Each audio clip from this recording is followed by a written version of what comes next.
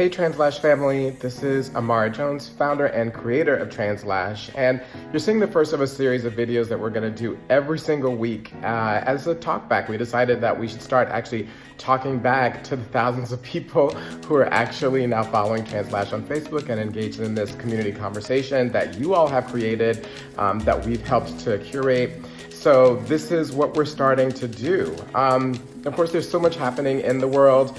It looks like our president might be impeached. Of course, he could have been impeached on everything that he's done to trans people and LGBTQ plus people already. I think LGBTQ Nation came out with an article that said that earlier this week, but it bears repeating. So in this weekly video series, I think one of the things that we're gonna do is we're going to comment or react to the most commented post so far, and then sort of the least, maybe something that we put up that you might have missed that I think is really important that you guys didn't think was important.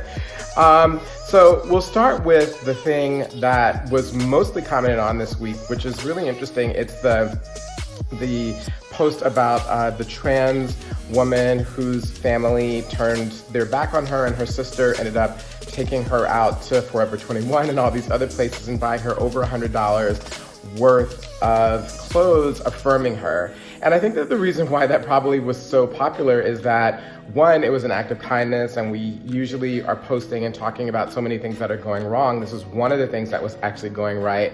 But in addition to that, it also just underscores how little things as marginalized people, as historically marginalized people, we're not actually marginal, but historically marginalized, can make just a huge difference in how we feel about ourselves and what can happen. And so kind of the combination that little things can mean a lot, or small gestures or smaller gestures can mean a lot, and the fact that you know, it's an act of kindness in a world that's not so kind to us all the time, I think is one of the reasons why, you know, hundreds of people have engaged that post and talked about it and shared about it. One of the posts I think that's really important that y'all missed, so wake up, is a post from the IOC, the International Olympic Committee, which they were supposed to come up with these new rules about what exactly is a male athlete and what exactly is a female athlete. And I say what because they're trying to define and come up with definitions. And they can't. And they're trying to do this to penalize Samania Castor, who we've spoken about before, the Olympic athlete who is an amazing woman, but who they say has too much testosterone and that she has to compete as a man, as if women's bodies also don't produce testosterone, and sometimes that can be at elevated levels, whatever. But stuff like that, because the rules are actually colliding with the science.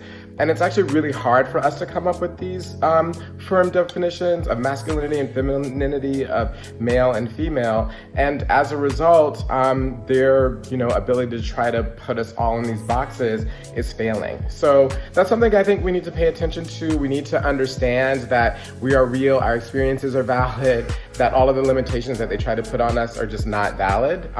So make sure that you go back and take a look at that. It's from The Guardian. They're good news source, newspaper, so y'all read that. And one other thing that we wanted to talk about is the fact that, and you'll be hearing about this a lot, I'm actually probably gonna send everybody an email personally about this, is next Friday, so Friday, October the 4th, the Friday that's coming up at 6 o'clock Eastern time, we're gonna have a dialogue between straight identified black men, cis black men, and black trans women, including me and Nala Simone, who is an activist, and a black trans woman who was involved in that Breakfast Club interview with Malik Yoba. She kind of was the only thing that was right about that entire interview.